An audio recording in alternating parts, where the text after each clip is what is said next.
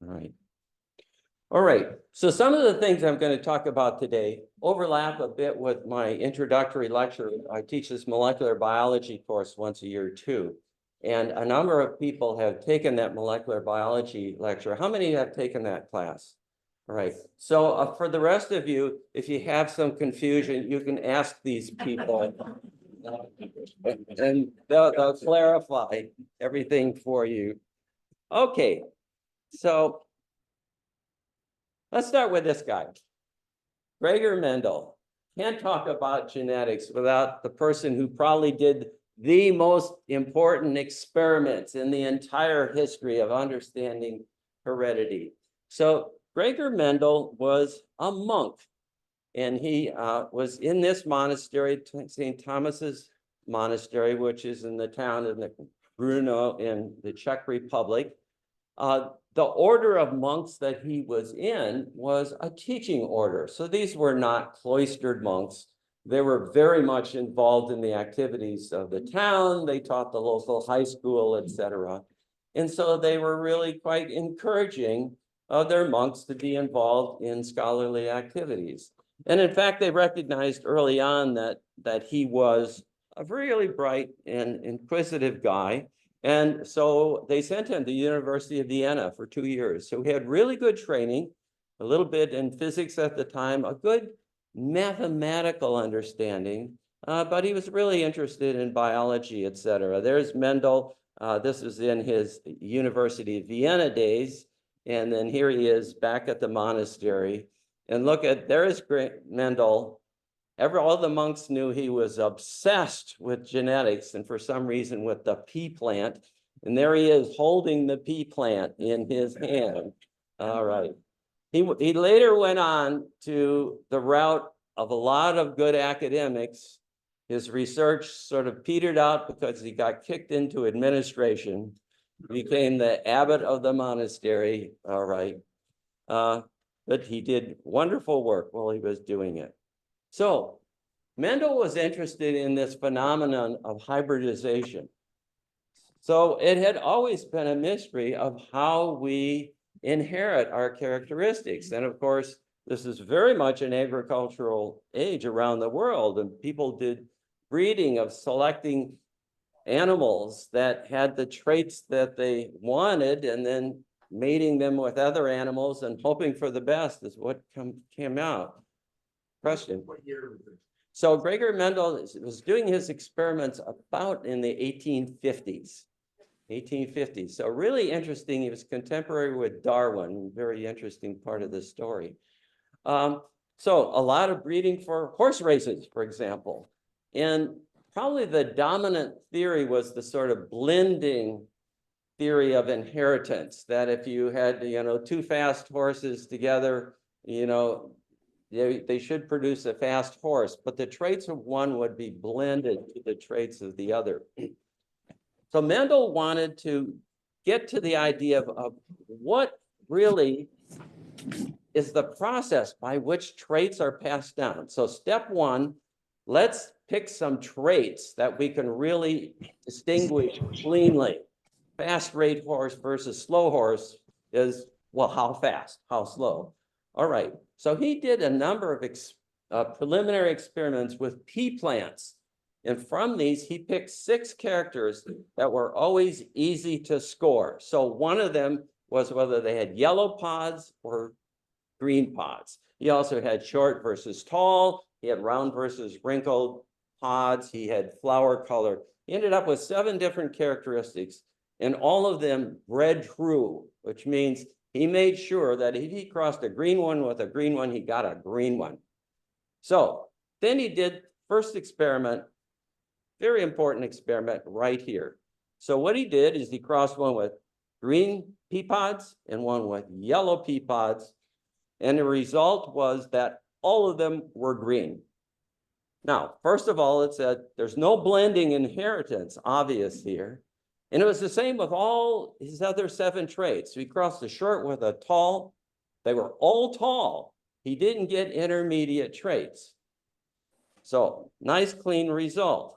However, Mendel took this one step further. All right, so he said, now I'm going to take this first generation. They're all green. They've had a parent who was yellow. And we know that we get these throwbacks sometimes. You know, grandpa had red hair. None of his progeny had red hair, but grandchildren had red hair. How do you explain that? So you get these traits that jump generations. So he crossed green versus green. It's called the F1, the first generation. All right. And he got this result. So if he crossed a green versus green, I can show you, here's this green versus this green. What he got was most of them were green, but some of them were yellow. So the trait reappeared. And then Mendel did something that nobody else had done. I mean, hybridization was a widespread use. He counted the number of green ones, and he counted the number of yellow ones. By the way, that dog has been calling here for, I've been here for 10 years, and that dog is every morning at this time. All right. And he found that for all of his traits, he got about 3/4 of them would be the one trait. And the throwback, the one that hadn't been in the F1, was present about 1/4 the amount of time. And Mendel, with his mathematical training, said, there's a simple explanation for this. There's some information packet. There's something, he called it a factor. There's some factor in the plant that says you shall be green, or some factor that says you should be yellow. And you get these factors from your parent. So when he did the cross of the green versus yellow, he said they all inherited a green factor from one parent, and they inherited a yellow factor from the other parent. And Mendel also came up with this terminology is we'll make the one that shows up the capital letter, and we'll make the other one a smaller letter. And so it all made sense if this first generation one looked green, but it was carrying a factor for yellow, because one of the parents could contribute 50% of the time the big G, and other 50% of the time little g. The other parent will do the same thing. Half of the progeny will get the big G, half of them will get the little g, and you end up with these 4 possibilities. It'll get 2 big G's. It'll get a big G and a little g from one parent like this or one parent like this. But 1/4 of the time, it will get 2 little g's. Now, this was such an important observation because it kind of explains so many things. But the most important thing it explained was it suggested that inheritance, heredity, is not some essence. It's not some ethereal thing. There's some information particle. If you can treat it like a particle, you can explain how inheritance works. All right, now, there were a bunch of important modifications to Mendel's laws that we have learned over the time. So first is that some of these genes, we now know that the particles are a gene. You get a gene from your mother, a gene from your father, and they specify how some trait will turn out. Some do not show clear dominance and recessive behavior. And the breeders could see this with flower color. In some cases where you crossed red with white, in the first generation, you didn't get all red, you got something in between. All right, so this would be the first generation. They would all be pink. And Mendel did these experiments too with his traits. What if you take these now and cross them with each other? If there are factors in there, what you expect is you'll get 1 red, you'll get 2 pinks, and you get 1 white. And that's exactly how it came out. So, beautiful explanation of the laws of inheritance. Now, second major exception to what Mendel found is that for the 7 traits he looked at, they were all independent of each other. That means whether you had red or green pods, had no mathematical linkage effect on whether you had a white flower or a pink flower. They were all unlinked. Now, as people did more and more genetics, sometimes they found that these two things stuck together. They didn't behave independently. And we now know why that's true, because they're genes, they're on DNA, and they're on a piece of DNA that's right next to each other. In other words, if they're on the same chromosome, they stick together because they're on the same piece of DNA. An example of this is why do two traits, color blindness and the fact that you're male, why are those two traits seem always linked? And that's because the gene that specifies one of the pigment perceptors in your eye is a gene that sets very close to in the DNA, the gene that specifies male development in human beings. And so those sex-linked traits are linked because they're in the same piece of DNA. So we now know that genes are on chromosomes in cells, and they can be close to each other in the same molecules. And then the last point is important here is that many traits are polygenic, meaning, great example, hair color in humans.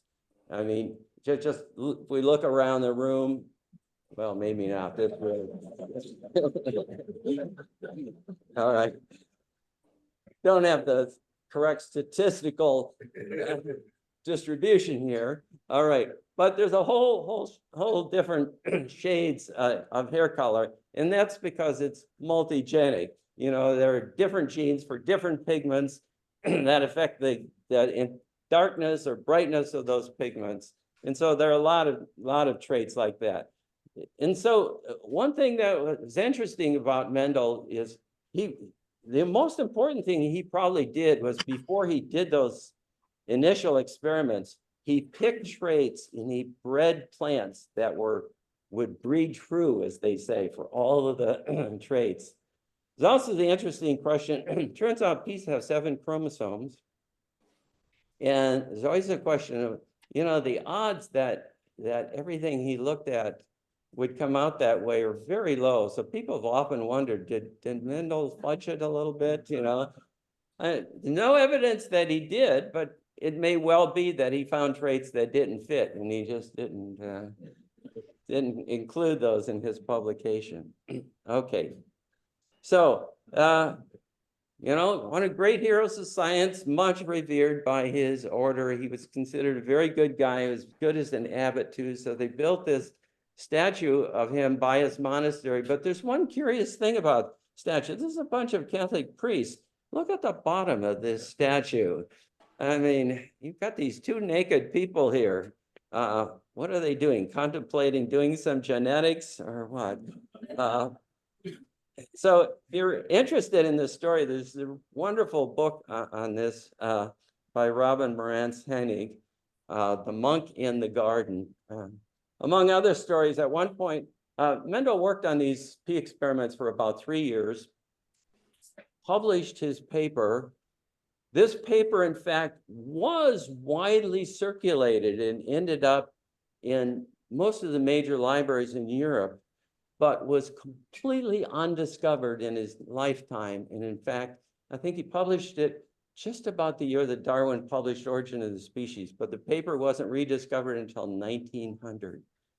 And one of the really kind of sad historical parts of this is that Darwin's Origin of Species really struggled for acceptance because he did not understand inheritance at all. In Darwin's library was found a copy of Mendel's paper. And you may remember in old books, you often have to cut the pages to open them up. He had never cut the pages on Mendel's paper. Right. But anyway, 1900, it was discovered, and off we were in the wonderful world of genetics. So to jump over several decades, all right, we know that in humans, so any questions on that sort of basic genetics part there? All right, so in humans, our DNA is in 46 pieces. There are 46 DNA fragments, and these are our chromosomes. So they've been colored here so that you can see the different chromosomes. And often when children are born, one of the early diagnostic tests, they will do what's called a karyotype. Take some cells, look at the chromosomes, and see if there are any abnormalities, or if everything is normal. And so they're all lined up here. So in this human karyotype, for example, note here for one of the shortest chromosomes, chromosome number 22, one of them is much smaller than the other. And if you look at it, the missing fragment is stuck over here in chromosome 9. So we hear somebody's not muted themselves. Doug is my co-host here. I'm getting some feedback here. So one interesting thing that I'm hoping to talk to you a little bit also is of course the sex chromosomes. So over here, this was a female with 2 X chromosomes, and so that's the one place where all these variations can occur. Typically, you'll either get 2 X's or you'll get an X and a Y. But some people get an X and no Y. Some people get 3 X's. Interesting looking at what the developmental outcome is of having extra or missing genes on these sex chromosomes. Also, we hear about things like Down syndrome, et cetera, which in that case is it's called trisomy 21, which means that you've got 3 copies of this small chromosome. All right. And the fact that they might be 3 normal chromosomes, and yet they develop all sorts of abnormalities in development, tells you that it's just not what genes you have, but you also have to have the proper copy number. If you've got too many genes, it means you're going to be making potentially too much of some of the products of those genes, et cetera. And so you need the whole set, and you need the right amount of the whole set.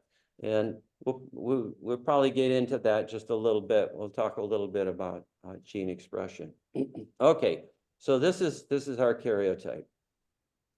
All right, so what happened? You had really decades of people exploring the genetics of using model systems like fruit flies, et cetera. In the 1940s, people needed a really good genetic organism in which you could make a mating between the 2 parents and analyze the progeny, within a week or 10 days, and look at thousands of different organisms to do all sorts of good numbers with it. And one of the things looking out in the biological world is they decided that one really neat system was this very easy to grow fungus. So a fungus called Neurospora crassa. Anybody ever heard of Neurospora crassa? Rusty and I spent 45 years working on Neurospora crassa. All right. So there were 2 scientists who were working at Stanford at the time, named George Beadle and Ed Tatum, and they used Neurospora crassa to figure out what genes did. We knew genes were on DNA, and with this organism, they discovered that genes specify the way to make proteins. It's called 1 gene, 1 enzyme. All right, and the core of that is true. And then people were trying to work on the structure of DNA, and I think here you probably have heard of some of these names: Jim Watson, Francis Crick, and Rosalind Franklin. And this was kind of in about 1952 was the golden year. Rosalind Franklin was able to get X-ray crystallography pictures and data from purified DNA. And Watson and Crick were able to work out from this picture, this structure, and we came up with a marvelous, really, truly amazing picture of what DNA looks like. And it just explains so much, explain how you can adequately make copy generation after generation of all the information that specifies your characteristics. So going to go into that a little bit now here. Any other questions? So first, let's try to trying to put this into a size and scale perspective. You know, why is this difficult to study? Why are genes hard to study? Because they're just so darn small.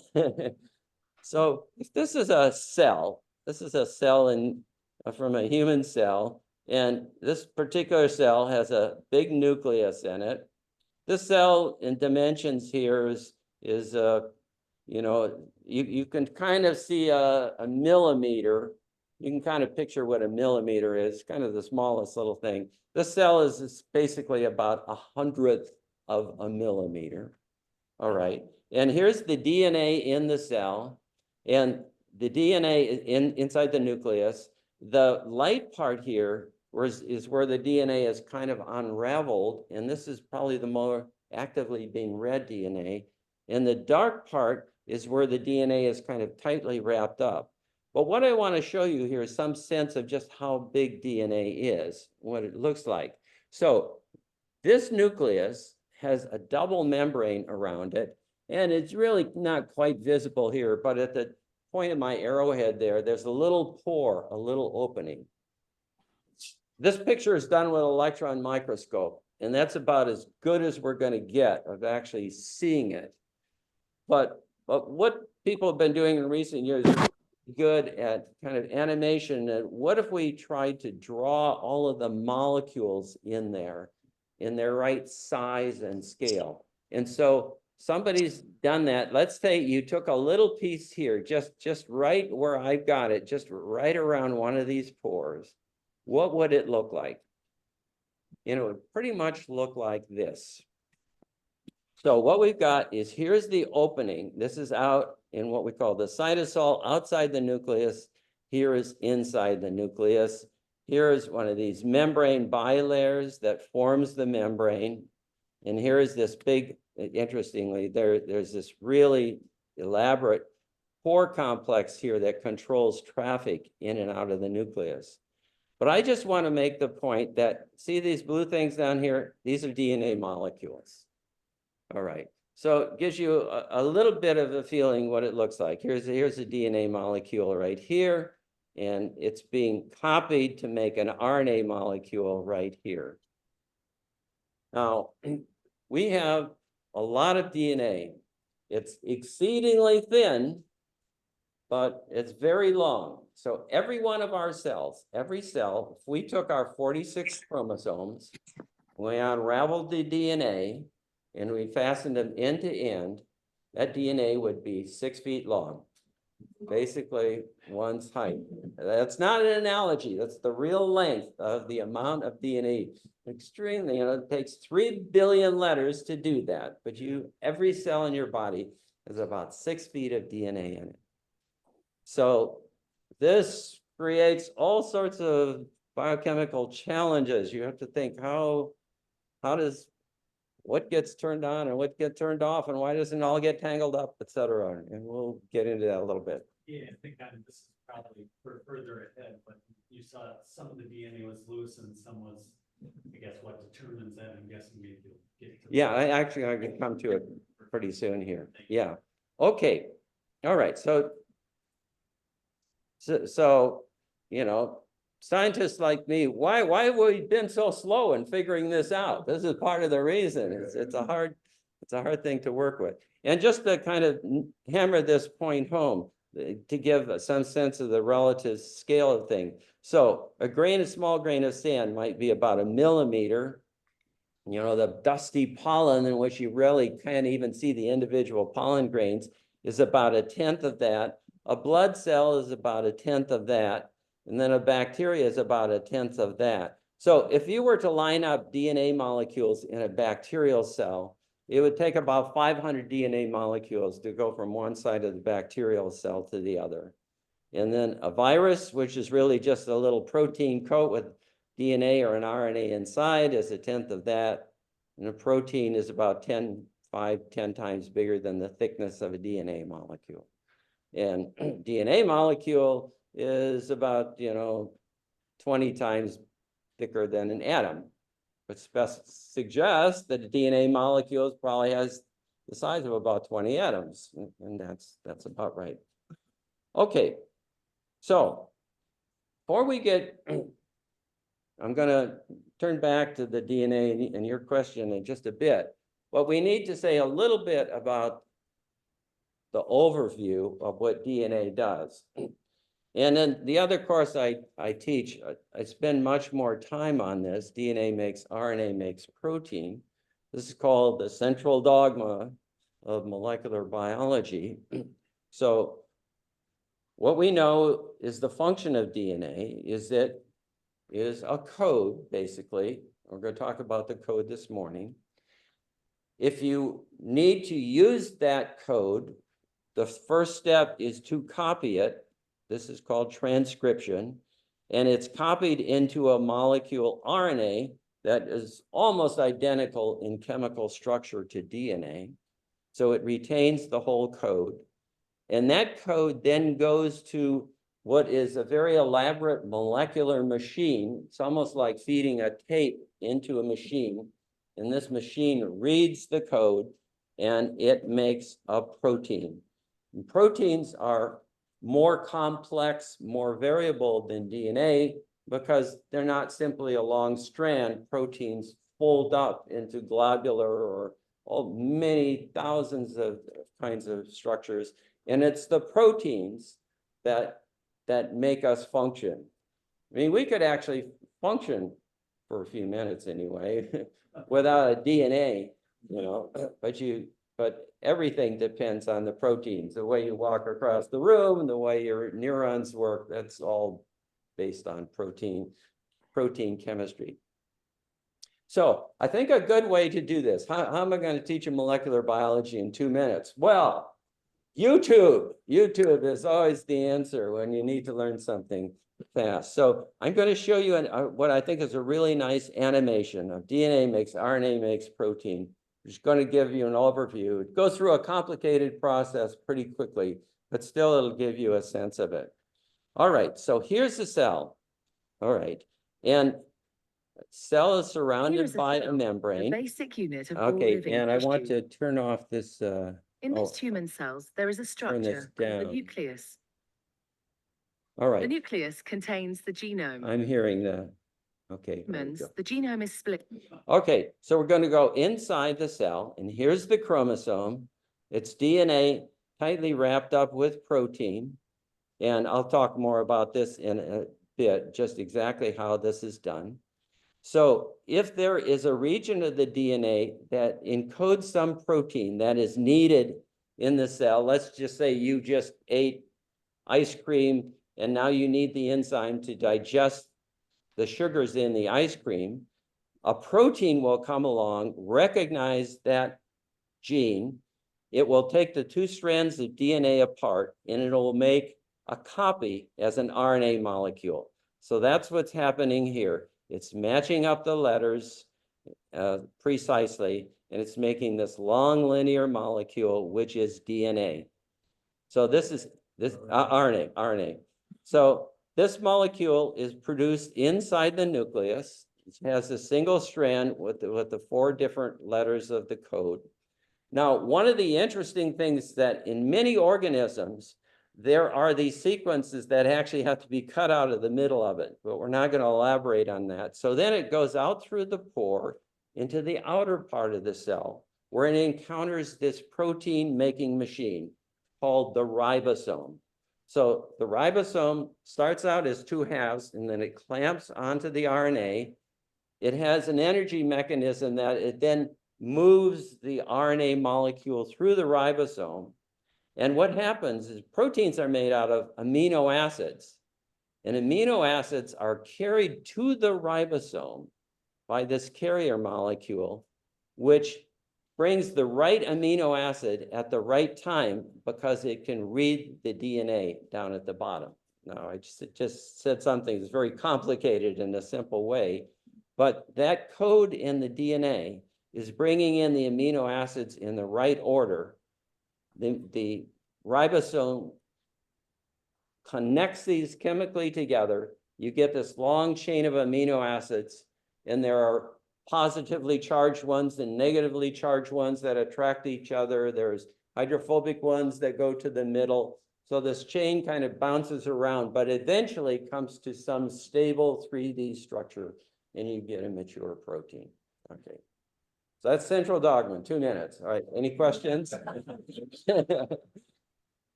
periodically, somebody was suggesting that you take some amino acid supplement to improve your health.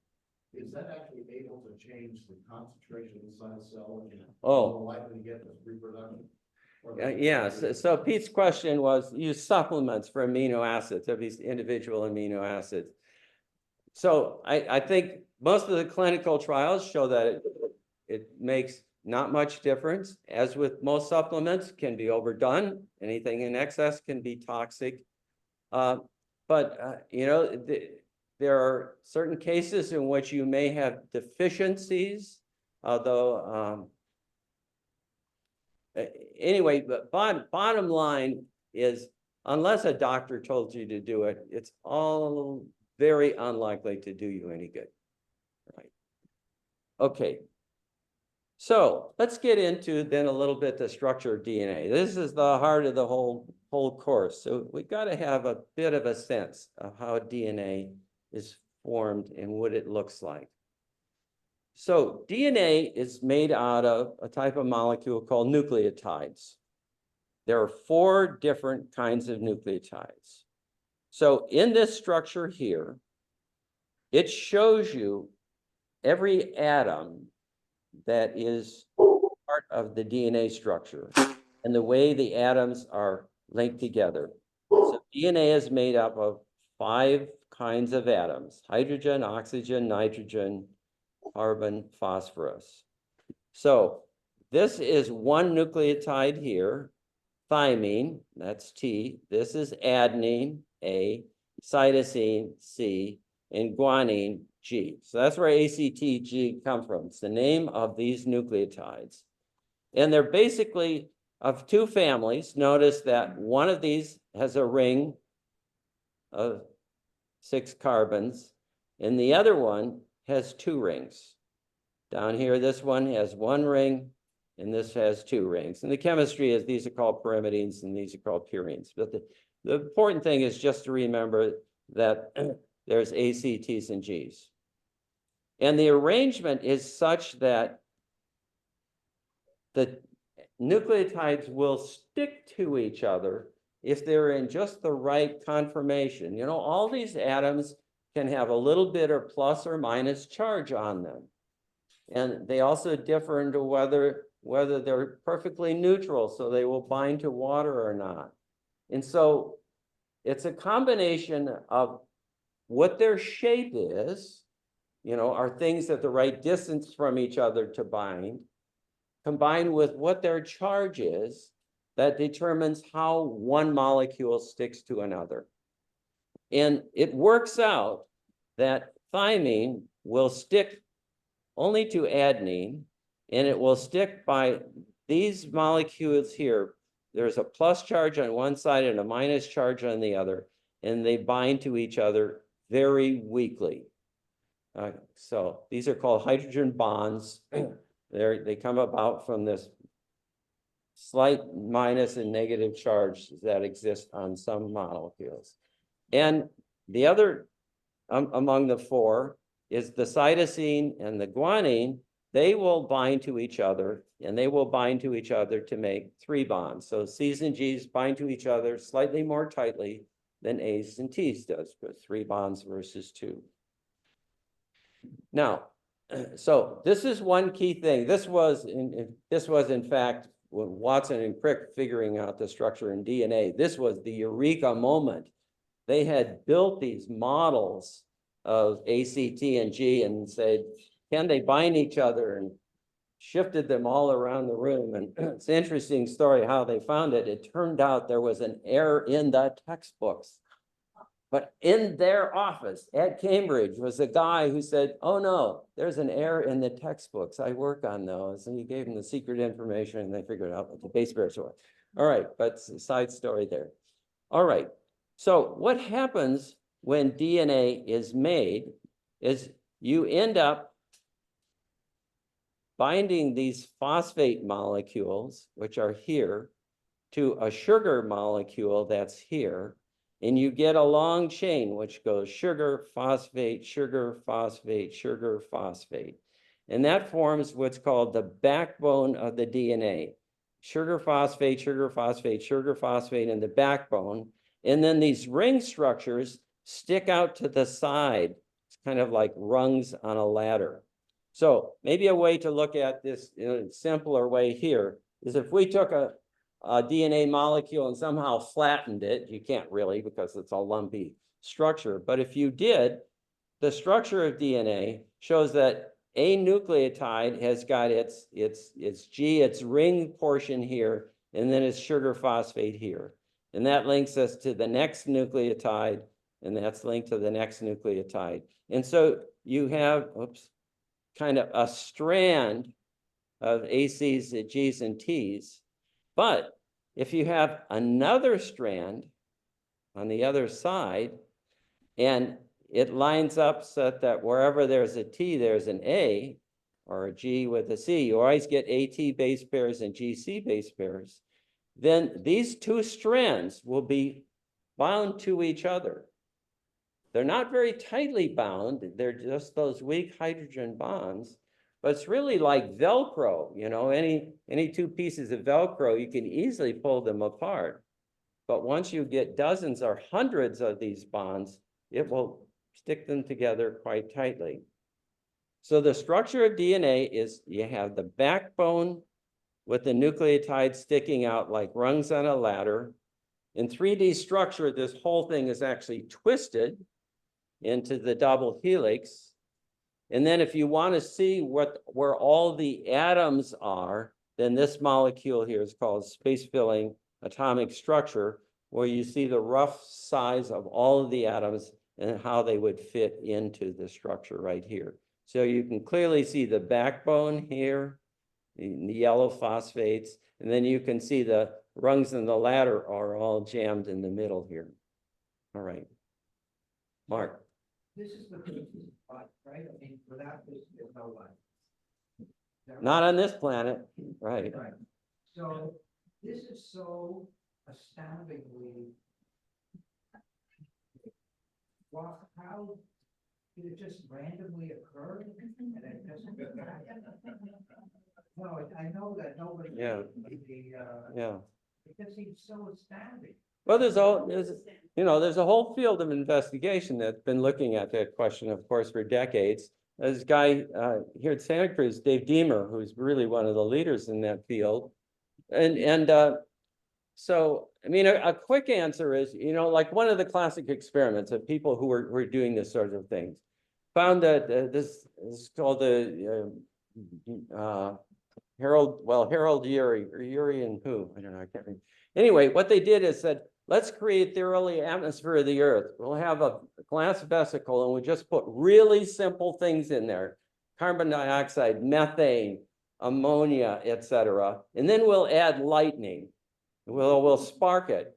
And then they kind of circulated this for 3 days. And what did they get? A lot of gunky stuff on the outer part of the glassware. And they analyzed it, and it had amino acids, and it had some of the core things of nucleotides, etc. So the answer is chemistry happens. And also you have to think of in this early world, before there was life, there was nothing to eat you.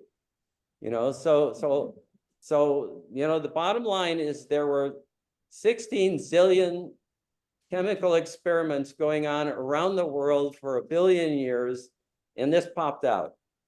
All right, not a very satisfying answer, but that's where the field stands, kind of. Doug? So, we are assuming, of course, that this originated here. That some theorists claim that, you know, it could have come from a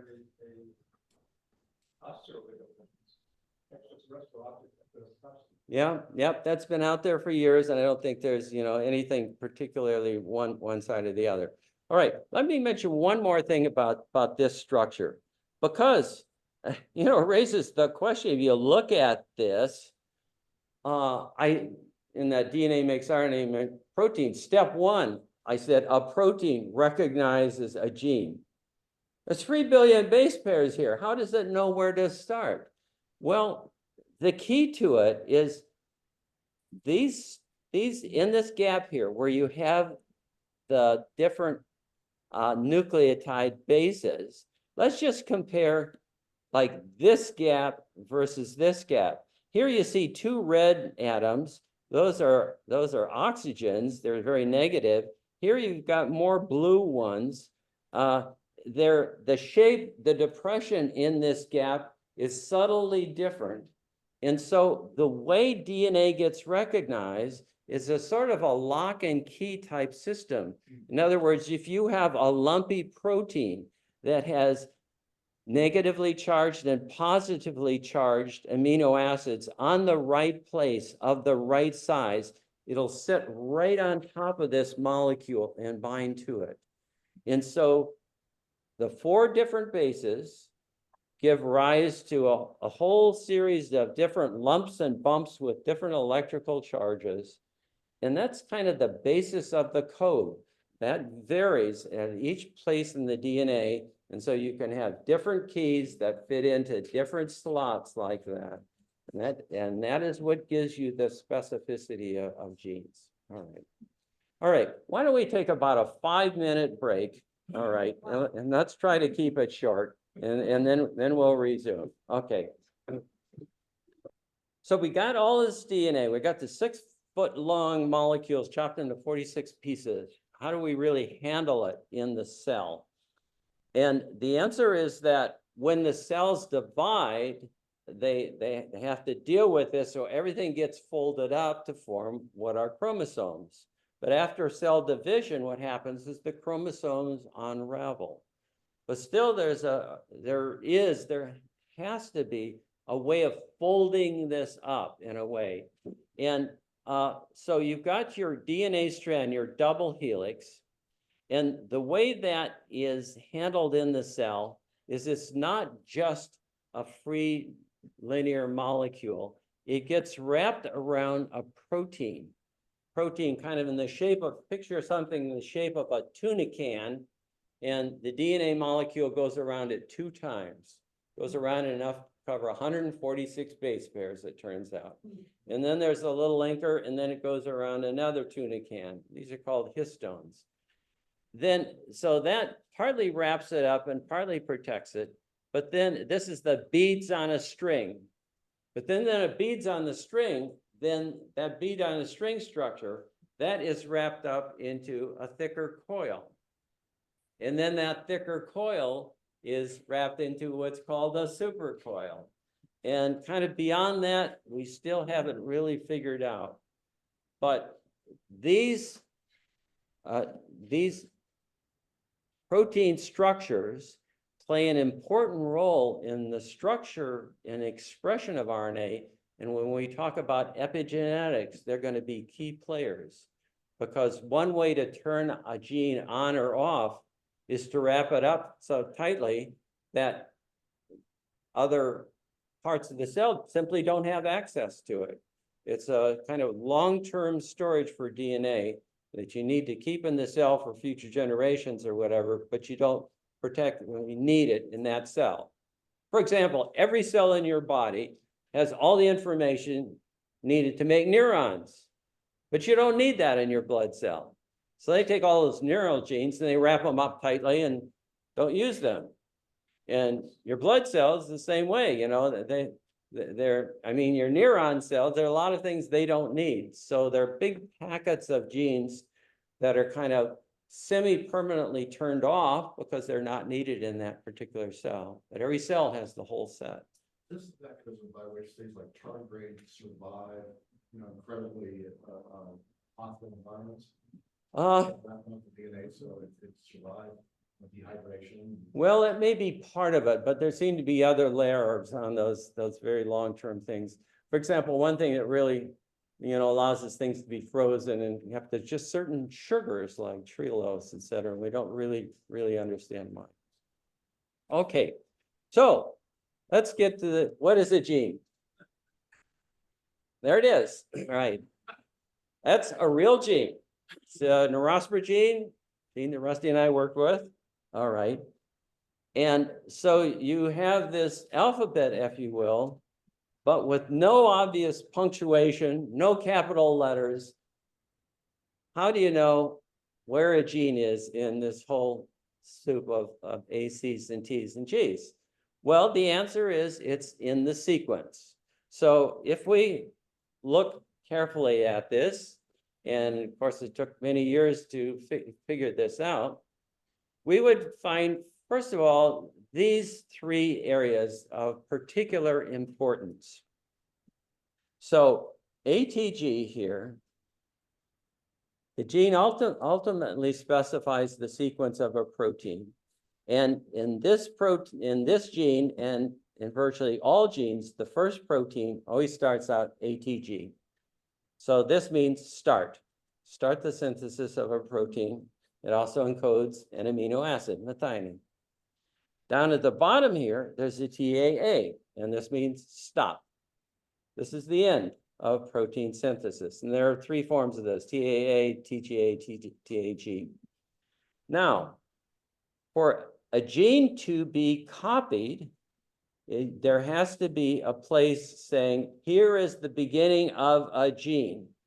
And those sequences needed to specify that are surprisingly short.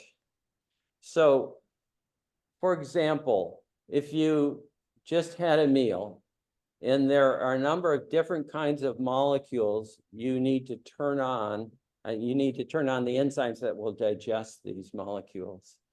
There are proteins that will turn on a whole set of digestive enzymes. And what all of those enzymes may share is this having the same sequence up here. In other words, you can kind of think of these letters as telling the cell mechanism, this is the beginning of one of the enzymes that you need to digest your food today. Or it may be, this is one of the genes that you need to make a neuron. And so there will be a protein factor that will go on and bind this, mark it as the beginning of a gene. And this protein factor may in fact bind multiple genes because they all share the same kind of initiation site up here. And so in our little movie, we saw that the first step was this protein came in and glommed on to a piece of DNA. This is what specifies. And so what the proteins are doing, one of the other things that's hard to grasp about this is that, what drives this? What's actually going on in the cell? And it's pure chaos in there.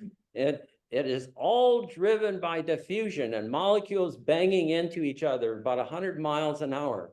And so you've got these proteins in the nucleus banging into the RNA all over, but suddenly it hits a spot where that match is perfect and it sticks. All right. And so the spots that specify are like these small sequences in front of a gene, and then you have the protein coding region. Now, let's look at the genetic code. So it takes 3 letters to make a word, where a word is an amino acid. And as I said, it always starts with an ATG, that means start, and that specifies the amino acid methionine. And then there are 3 different combinations, these 3, that means stop. So here would be an example of a very short protein. Typical protein is going to have about 500 amino acids in it. Takes 3 to make each one. So typical protein coding region would have about 1,500 letters in it. And they vary from 100 to 100,000. There's some humongous proteins. All right, so step 1 is that protein will end up being bound by one of these proteins, and it will say, all right, here's the start of a gene, bring in the apparatus to copy this, and it will be copied into an RNA molecule. Now, DNA means deoxynucleic acid. RNA means ribonucleic acid. So They only differ by one molecule. The deoxy means without an oxygen. All right. So DNA and RNA are very similar. This one oxygen difference, however, is amazingly important because it turns out that if you have the oxygen, as RNA does, oxygen is a very reactive molecule. Oxygen loves electrons. Oxygen binds to lots of other things. And it means that RNA with that oxygen there, that will tend to react with other molecules. And RNA is quite unstable. People who work with RNA in the lab have to be super clean, super careful because, you know, they're just enzymes that would chew up RNA just floating in the air, literally.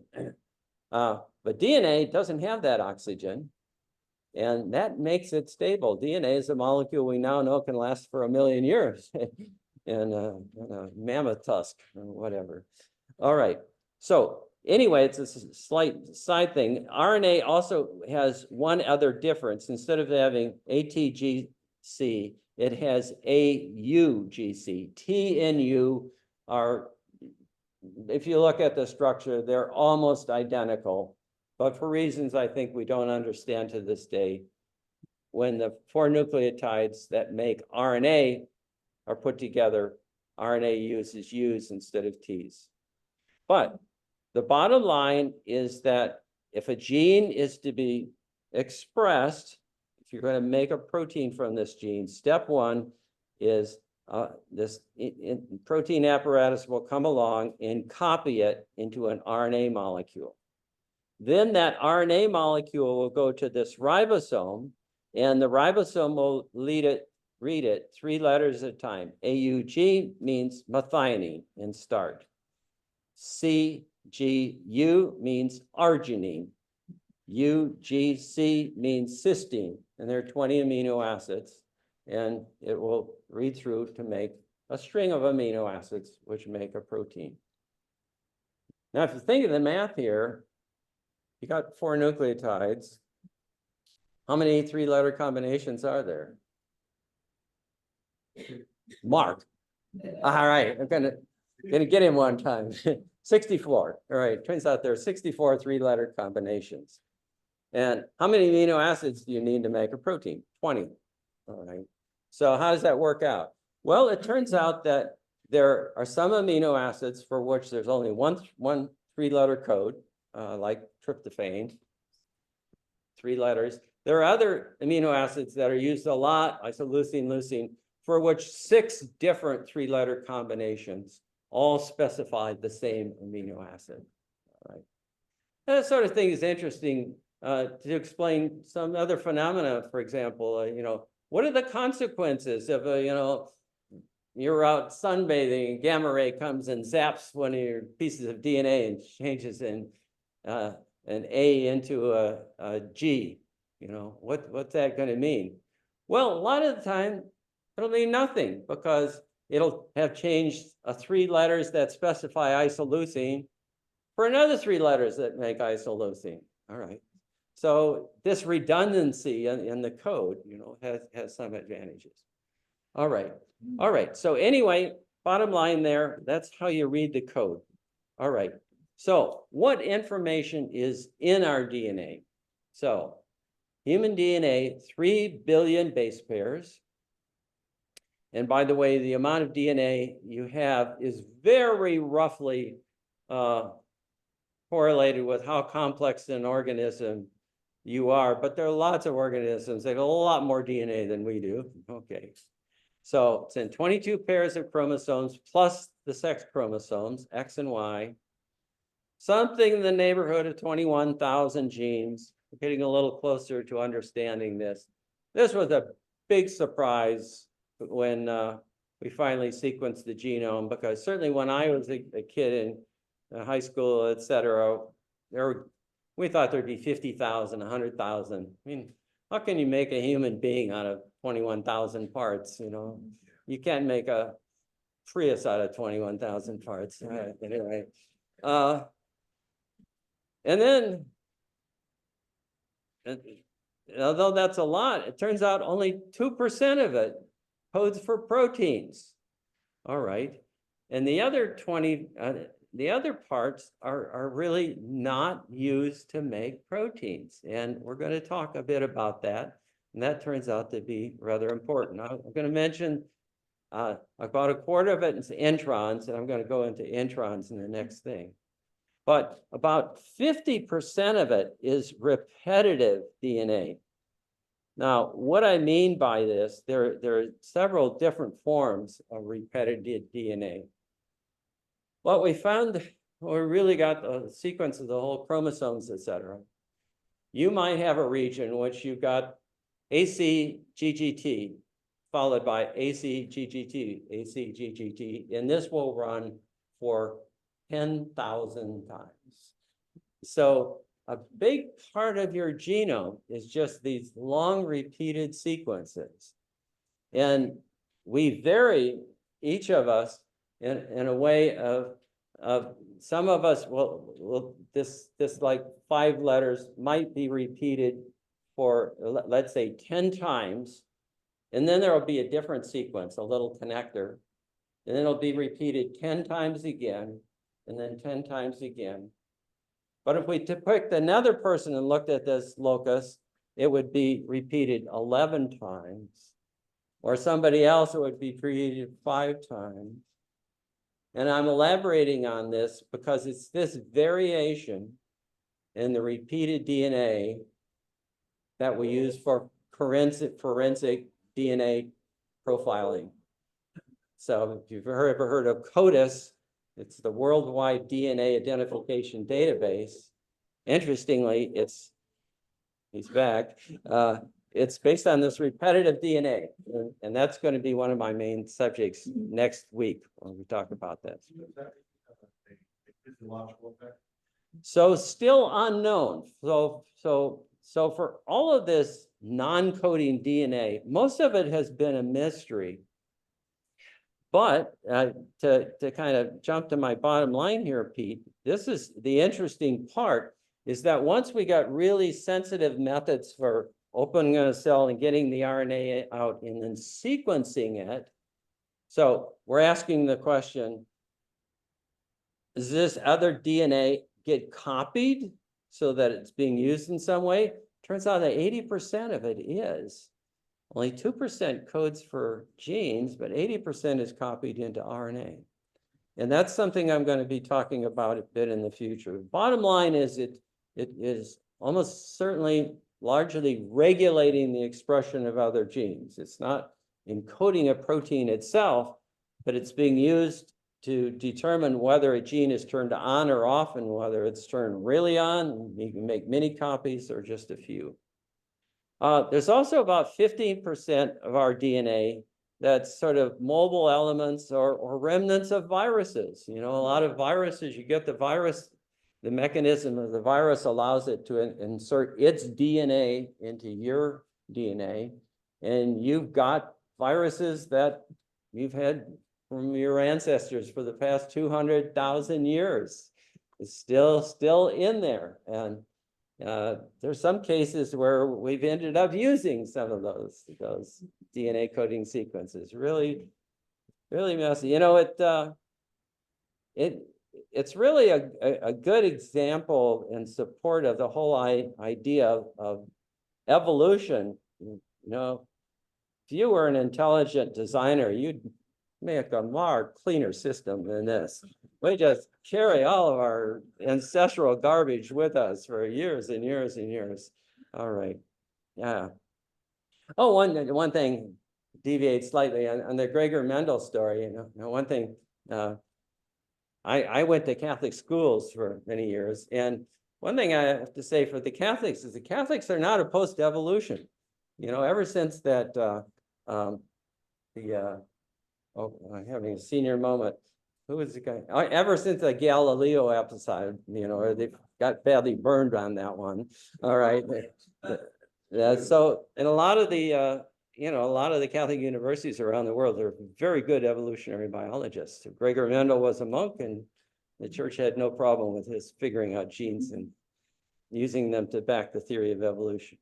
All right, so that's the information in our DNA.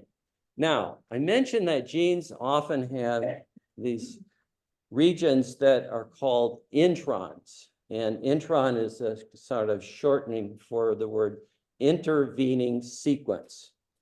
So here's that same gene that I showed you earlier. And I mentioned this is a real gene. I think it codes for part of the apparatus that is energy metabolism in the cell. So here's the part that the protein copying mechanism, the RNA copying system, recognizes as the start of the gene. Here's the first amino acid.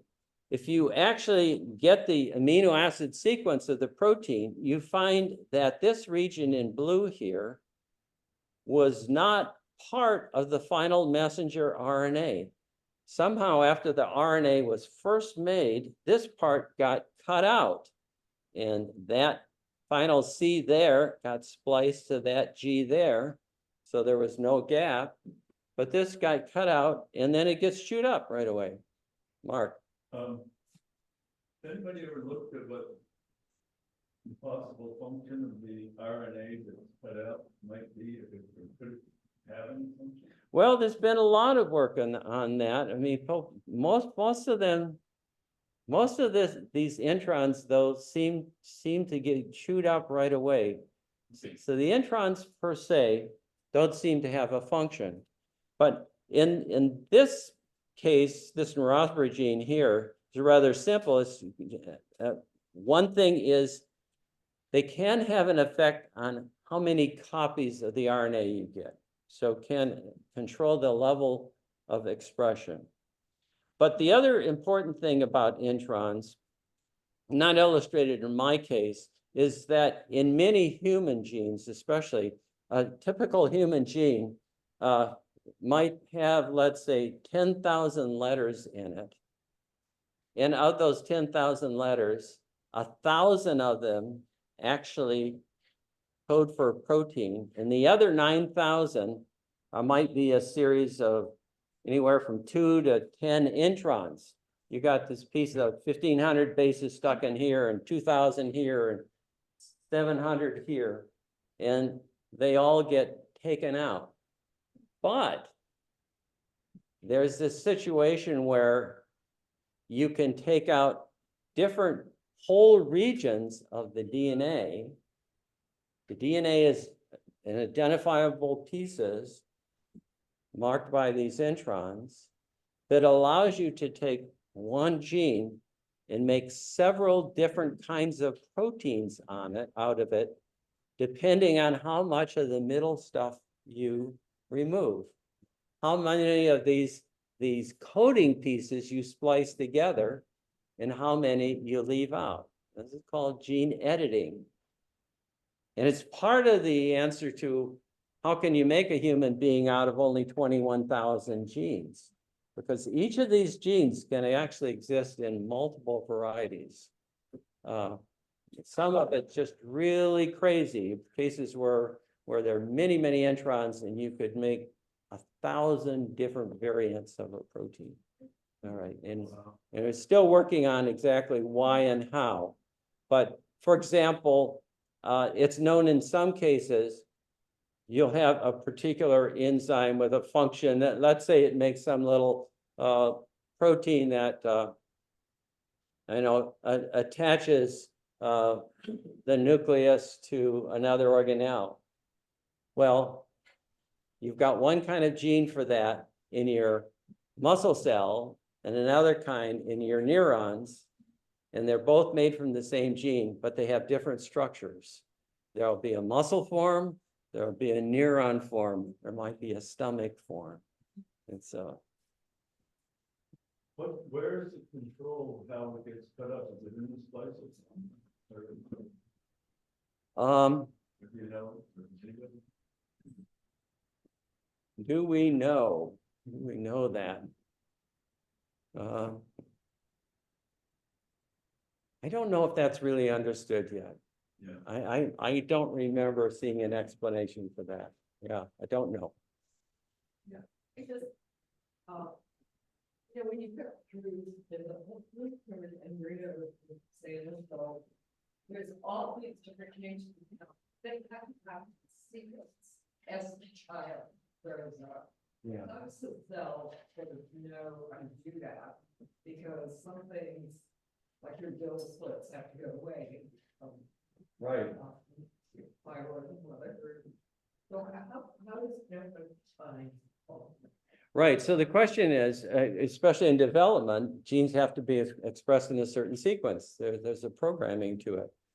And I mean, and clearly that's very complicated, but it is somewhat understood because there's a lot of work being done on developmental biology. And so the kind of experiment you can do, especially if you do it with like a frog, you can start with an egg and you can see at 3 months, or let's say at 3 days, you can extract those eggs and get all the RNAs so you know what genes are turned on. And do the same thing at 4, 6, 8 days. And so by looking at what RNAs are expressed on what days, you can see what genes are turned on what days. And so there's definitely a program. But part of the answer to your question is, so you'll get early genes turned on, and they will turn on proteins that regulate genes that eventually will go back and turn those off, and they may turn them off permanently.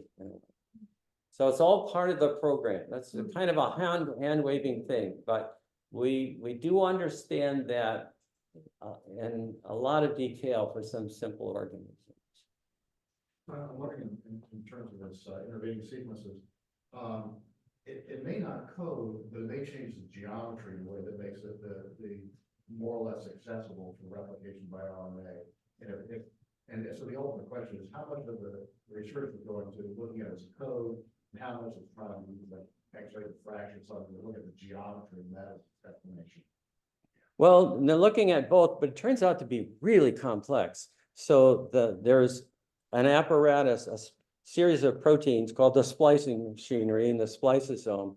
Spliceosome turns out to have well more than 100 different kinds of proteins in it. And so it's really been a challenge, and it's very transient the way it's expressed. So there are a couple of people up at UCSC who are really focused on that question. And they're making some progress on that. Oh, Mark. Has anyone done a study of how many different unique proteins are made, say, in the human body, since you can make multiple proteins with the same gene? Well, there are definitely studies like that being done now. I mean, what's happened in the last few years is this new whole venture into what's called big data.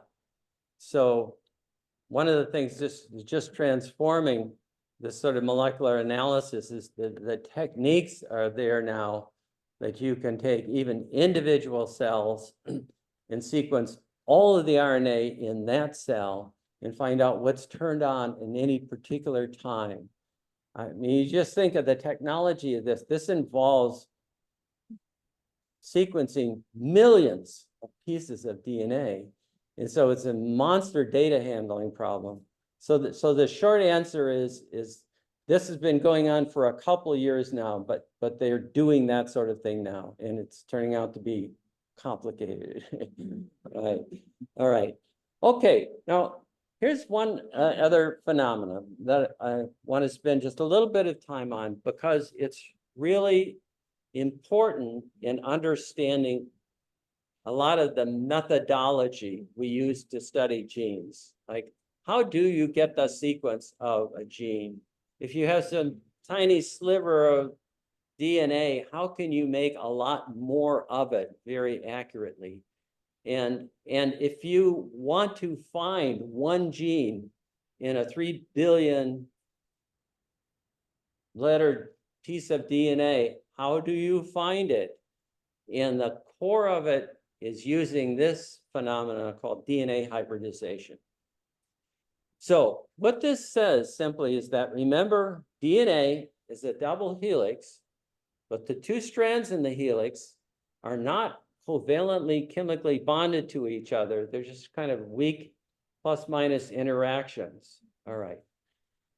And you can show this very simply because if you look at the status of DNA and it starts out with this double strand, the two strands bound to each other, always G's bound to C's, T's bound to A's, and you heat it up slowly, when you get to about 200 degrees, as you heat it, water molecules, everything is just bouncing around, and those hydrogen bonds are no longer strong enough, and the strands will come apart. It's called denaturation of the DNA. It'll happen to proteins too. The thing is, when DNA comes apart, you've got a strand that's still a functional strand. All right. When protein denatures, you completely destroyed the structure of the protein. And when it refolds, it often refolds the wrong way. That's why proteins coagulate and are easier to eat when you heat them. All right. But it doesn't hurt the DNA. The strands just come apart. And if you cool them back to about 98 degrees body temperature, all right, what will happen is they're all bouncing around and the different parts hit each other until they line up with the A's binding to the T's and the C's binding to the G's. So they reanneal. And you can go back and forth without chemically hurting the DNA. Okay, that main strand is really tough. All right, now this really comes into play in a lot of methodology. So let's look at this question of what if you want to fish one particular gene out of the human chromosome? A perfect example would be somebody has a disease. It looks like they might have a genetic mutation in a gene that is known to be connected with that disease. They want to sequence that gene in the person. And you don't want to sequence the whole genome, although it's getting closer to the day where they'll just do that. But right now, how would you fish out that one gene? Well, first of all, the fact that we've got all the sequence means you can just go to the UCSC genome browser and look up the sequence. And you can say, all right, I want to fish out this gene from my patient. So what I'll do is I'll make a small piece of DNA that has the exact same sequence as the gene that I am interested in. And to get this hybridization to work, to get this piece that you made to bind to its complementary strand, how many nucleotides, how big do you have to make this? And interestingly, it's not very big. The typical number is 18.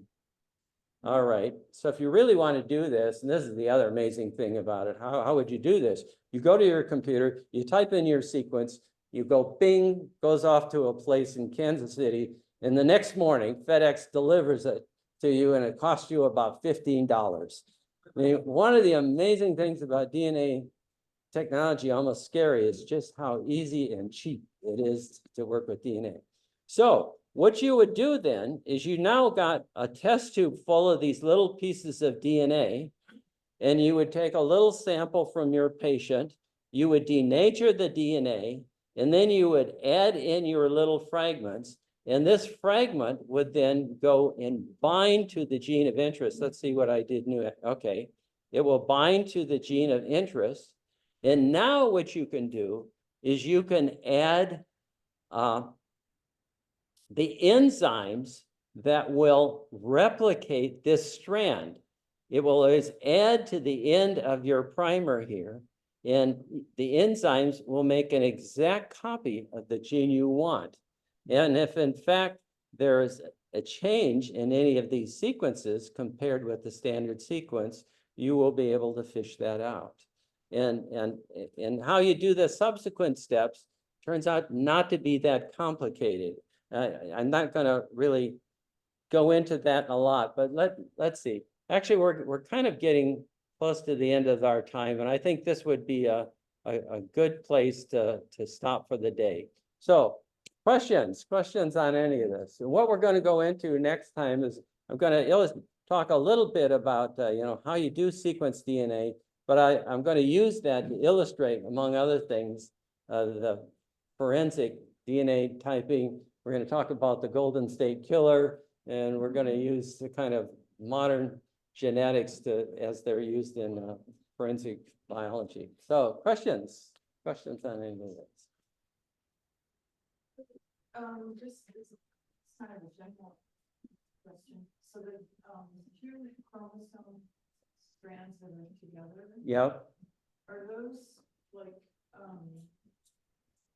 the two that you get from each, the one you get from each parent? No, no. So each parent gives you a double strand. And so both strands came from one parent, right? And they stay together and they get copied. When they're copied, they reproduce the one from the other parent. But so you've got a double strand, 6 feet from, well, 3 feet from one parent, and now the 3 feet from the other parent. Yeah. And so the consequence of this is, for example, if you're sequencing your DNA, like I just showed that, you might get a result that says, oh, some of this DNA has an A at that position, some of it has a C. And that probably means one of them came from the mother, but the other one came from the father. And you'll see the mix of the two there. Okay. So when a protein comes in, it's trying to get, something produced, an enzyme produced. How does it go to the mothers or the fathers? So the mother and father's DNA is all going to be mixed up in there, and it won't distinguish between the two. And so generally, when genes are turned on, you'll get a mix of the protein product produced by your mother's genes and your father's genes. Most of the time, they're identical, but there are a lot of cases in which they're a little bit different. And that's part of the hair color thing. You know, you've got 2 different genes for 2 different pigment levels. You'll make both of those pigment levels. And that's why we all differ so much. Okay. Pete. So smart kids of our age, started with Lincoln Log, got the record sets and contributed to the evolution. Today they're sending off to Kansas City and getting a super DNA to look at the genome around and running experiments. And I'm wondering, it's inevitable that somebody's going to try to fix the kid's ailment if they can find a couple genes that do with that. It's also inevitable that someone could say, here's a new form of warfare. I mean, the question I've got is kind of like AI. This is one of those things that we kind of know that we're going to have unintended consequences, but don't kind of know how we control it, how we. And so on the gene side of this, how do we? What are the mechanisms other than everybody trying to behave and be nice? Well, no, I mean, what you raise is a legitimate question, because the methods are so cheap and easy that you can literally do this kind of thing in your backyard to some extent. I mean, there are obviously certain critical steps, but you think about gene therapy, et cetera. In principle, somebody could make a gene therapy kit, if you want your. But the difficulty comes if you make some sort of gene in which you want to change a person. It's when the actual injection doing the physiology on a human being, that becomes expensive and complicated. It's an umbrella, and somebody walking in London to inject something? Might be true, Mark. A related question, are you going to cover gene drives?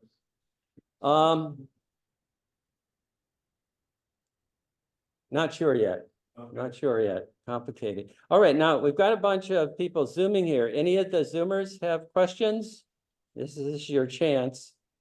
Got any questions out there? Okay, and let me see. Here was the chat. I sent it Yeah. questions if they have any. Yeah, okay. I guess not.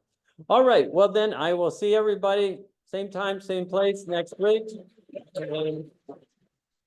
Thank you very much.